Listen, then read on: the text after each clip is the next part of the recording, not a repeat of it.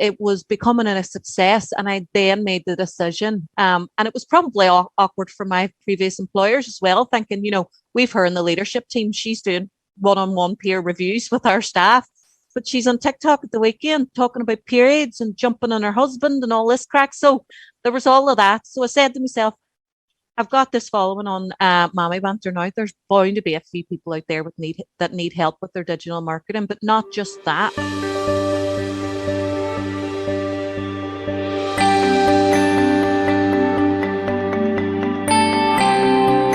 I'd like to welcome fellow Derry girl Serena Terry to our screens. Hi. Hi, Serena. Or sorry, shall I say, what about you? What's the crack? So Serena has worked in digital marketing for the last 15 years and helped to grow two of Derry's best known high growth indigenous businesses, e-learning company Learning Pool, aka Mary Mckenna's old hunt, and social prescribing software company Elemental. Last year, she took the leap and founded Catchy Co, a digital marketing agency based in Derry. And that's not all. Serena is the face behind TikTok sensation Mammy Banter with over 700,000 followers, as well as 140,000 followers on Instagram and 130,000 followers on Facebook. And to top it all off, this week, Serena's Mammy Banter popularity has been cemented with the pre-order launch of her self-penned new book, Mammy Banter, The Secret Life of an Uncool Mum. Publishers HarperCollins cited she's wickedly funny, blisteringly honest, and captures life with small children in all its wild and wonderful, absurd glory. Serena, I don't know how I'm going to follow this in terms of a bio. I mean, you've achieved so much already. As I just mentioned, you've played a pivotal role in two extremely successful Northern Ireland-based startups, both of which had strong female co-founders at the helm. What drew you to work in startups? As I think many of the AwakenHub community experiencing growing pains would love to know how to attract good local talent. Funny enough, Mary Mckenna interviewed me for Learning Pool way back when. I think it was over 10 years ago now. I loved the feel of the startup. I loved the feel that it was very much all in it for one main goal and to get somewhere with a shared vision, but less of the corporate restrictions. I love the fact that the startup journey, and whenever I came into Learning Pool, it was something Mary Mckenna said to me and stuck with me. It was like, you can really make something of yourself in this company. You don't get that with bigger corporate organizations. There's more to climb. There's different in terms of different organizations looking at different structures. In a startup, if you go into a startup and you shine and you work hard, you have the potential to grow. And Mary really pitched that to me at the point where I came out of the interview going, I hope I get this job. I hope I get this job. And I genuinely was just looking for a job at the time. There wasn't anything special on paper about Learning Pool to me that was jumping out. But when I get in and she was talking about that work ethic and how you really could stand apart, to me, that's what's so special about a startup. And it automatically, you're like, challenge accepted. I'm going to stand out in this company. Elemental was the exact same. Mary was actually on the board for Elemental as well, and it was two strong, vivacious female founders. So I knew wherever Mary went that was, on good word, that there was somewhere that I could make a difference. And I suppose it's those who can't teach, and that's the way I always felt. I always wanted to be out on my own, but it was the risk, the financial risk, having kids, all of that. So to have that, here's the next level opportunity for you. It's go into a startup and shine and make a difference. And that to me is what startups need to be pitching to talent. It's that, okay, you're not going to be restricted. You're going to get creative control to an extent, but we are here to listen to what you have to tell us and how you want to shine and how you can get us to the next stage of growth. And that really, really stuck out to me for Learning Pool and Elemental. Yeah, and a lot of startups, you can sort of map your journey through the startup. So did working in two successful startups influence or inspire your move into founder life? Definitely, especially the fact that both had female founders, and as I say, Mary's been such a catalyst in both of those companies. There's no coincidence that I was in both. It was unreal for me to, for instance, start off in Learning Pool, and I know this wasn't the first office. They had just moved from the buildings at the University of Ulster, where they had a shared space, to then go to Clarendon Street. We were in, I think it was a 4-story building. And each level had a different kind of function. And then we moved to Patrick Street, and to just see that evolve over time completely, it's hypnotizing to me. And the joint work ethic to me was like, everybody in this company is so dedicated to working as hard as they can. So what specifically about this last year, made you do it, especially in the middle of a pandemic? I had been toying with the idea, but again, it comes down to the bare bones of I have a mortgage to pay. My husband works for the council. There's not a lot of money there. I would be the breadwinner in our home. And it really was down to that. And obviously having 2 kids as well, I was like, if I stay in my job, I can do a 9 to 5. I know I've got my salary at the end of the month, but I'm never going to scratch that itch. I'm never going to get out there. Long story short, I joined TikTok in the first lockdown, and absolutely loved it, but loved the fact that it was a social media platform that I could actually stay on for longer than 10 minutes and not hate myself coming off the end of it. By the time lockdown came around, weight gain, homeschooling, tearing her hair out, not be able to go anywhere, I couldn't genuinely go on social media. It was giving me anxiety. It was making me feel like absolute shit. We know that Instagram and all of that life isn't real. We know that, but we still fall into that rabbit hole of going, oh, but there's Gemma there out having a look at her lovely white house, and there's no Nutella marks in them cupboards, and her wains they're all so beautiful, and she looks so skinny. And it's like, just stop. So TikTok, and I can't say enough about TikTok, but we'll not go on about TikTok in terms of what they did and their algorithm being able to deliver content to people based on their interest, their demographic is one thing, but actually how smart the algorithm is to, based on user behavior of interaction, how long you'd spend on a video, who you would send to do the comments, if you'd interact with other comments, it completely personalizes your social media journey. And it makes you feel happy on social media. And I know not everything about TikTok or social media is happy, but it was the one place for me in that minute in time during lockdown. I was like, I feel like I'm home. These are my tribe. These are my people. It was real people. It was real life. It was people absolutely losing their shit. And it was hilarious and it was relatable. And I was like, this is it. So I started doing, the premise on TikTok is to use other people's sounds. So I started doing that. And I was like, I can do this myself. It'll be better crack. So long story short, I started to do it. I think my 10th video went viral, and that was that. And here I am now. At that time, it was building and building and building. I was chief communications officer in Elemental, and I felt as if I was doing a disservice to the founders of Elemental. They had me here in the leadership team. I was working away. It was great, but I had this passion for what I was doing with Mammy Banter. But she was growing. You'll notice I talk about her as if she's another person. Yes, I'm having a dent. My alter ego. She was growing, and I was like, this is safe. But this there's something in this. There's something I've always wanted to do in marketing, but unfortunately, there's nothing wrong with marketing in public sector companies. There's a ceiling of creativity.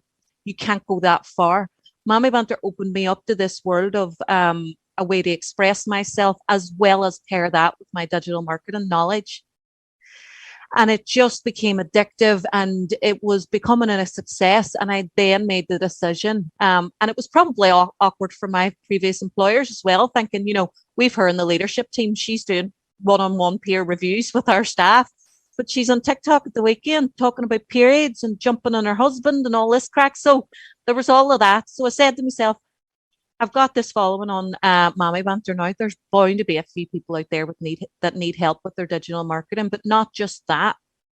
I call Catchy Co a digital marketing agency because it's still so early, and it is something I'm hoping everyone at the community at AwakenHub can help me with.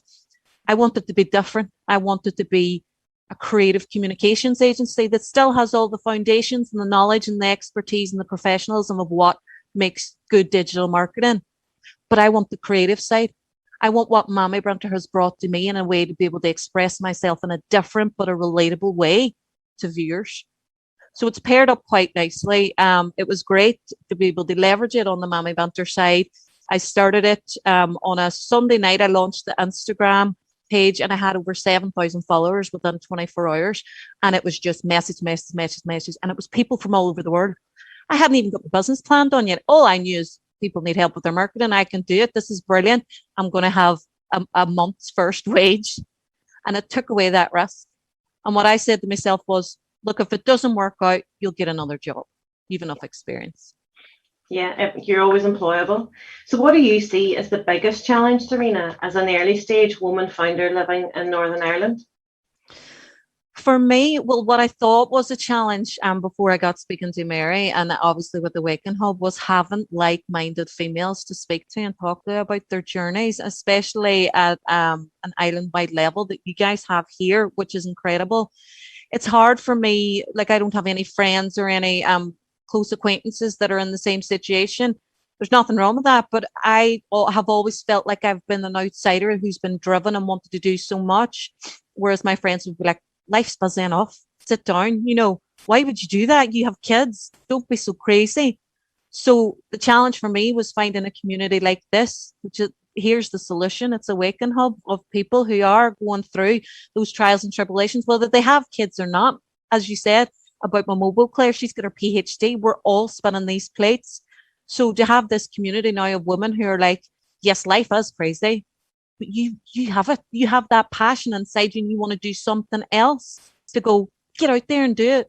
Not go, no, you need to sit down. I think you're going to have a panic attack. It's like, no, support me. So this is what I'm so excited about AwakenHub for. Well, and us as well, because we do see AwakenHub as really supporting people for those side hustles, those passion projects that really kind of are burning inside you, but you don't let them out. So no, that's great. So in terms then, you're already a huge success. And I'm nearly afraid, to ask, what does the future success look like for Catchy Co and Mammy Banter and Serena on those three different alter egos that you have?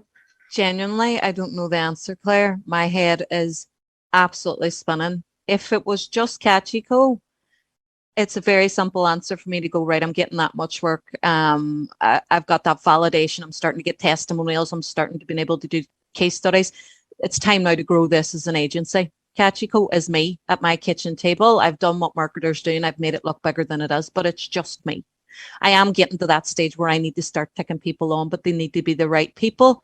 And it needs to be within the ethos of Catchy Co, which to me, I haven't solidified it yet, but it is within that creative comms realm that still has the professional digital marketing agency side. Then there's Mammy Banter, who I've been using as a case study all along for Catchy Co in any of the online sessions that I do.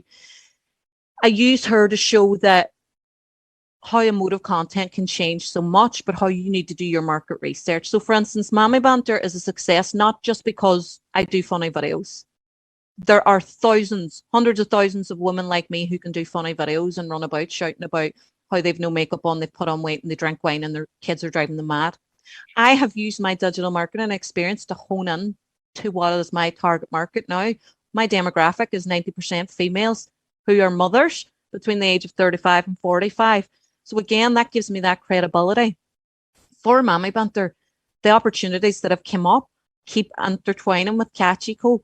So AIB Bank, I've just done a campaign with them. This is with Mammy Banter, and this is just an example of why my head's spinning so much. They wanted Mammy Banter to star in 3 6-minute videos, an online series, but they had no creative.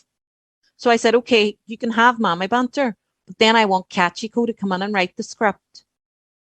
And I did it, and the bank signed it off, and it's going live next week. So it's like, Mammy Banter's here. She's this social media persona, but then Catchy Co comes in and backs her up and goes, right, let's script this. I drilled down into the target market. I researched the campaign. I looked at any gap analysis to see what other banks weren't doing, and hand on heart can say that this is a campaign that I've never seen any other bank do, because they've allowed it to be humorous. They've allowed it to be relatable.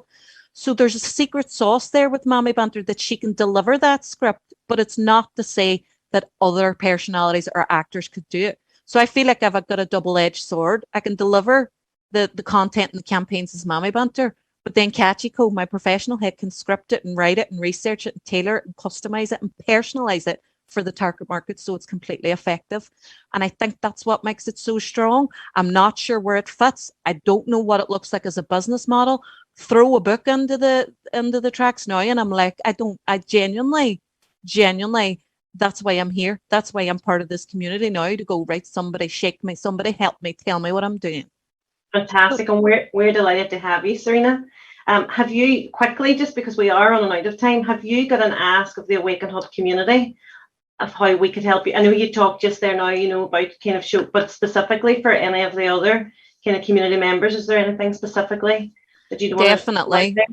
Definitely, just in terms of the same as when we were around the business model. So because things have gone so fast and so furious, I'm only up and running 2 months. I do have a lot of clients. Again, I haven't defined what that business model looks like. I'd really like some advice on growing the team and scaling it, and just ensuring that me, at the minute, I'm a glorified freelancer wrapped up in a nice branded bow, but I'm scared to go that next step and start to take people on. Because again, I don't know if my pricing model's right, my business model. I get local startups and freelancers coming up and asking me for help. And it's the nature of me. I'm not cutthroat enough. I'm picking up the phone and I'm not charging them. I'm talking them through it because I feel as if I need to help people. So I would love somebody to give me advice on how I can cut the heart out a bit, monetize it, but still potentially open it up for free for people and have a little bit of social enterprise on me as well. Because I don't want to be not for profit or completely for profit. I still feel as if I want to help support local through knowledge, and I don't want to charge them for it. But what does that take away from my time? And then how do I get more people on? So as you can see, I need a lot of help. As we can see, she generating Awakenhubbers for you, and you've come to the right place, and we're delighted to have you. Thank you, Serena. I'm going to open the floor up, invite my mobile.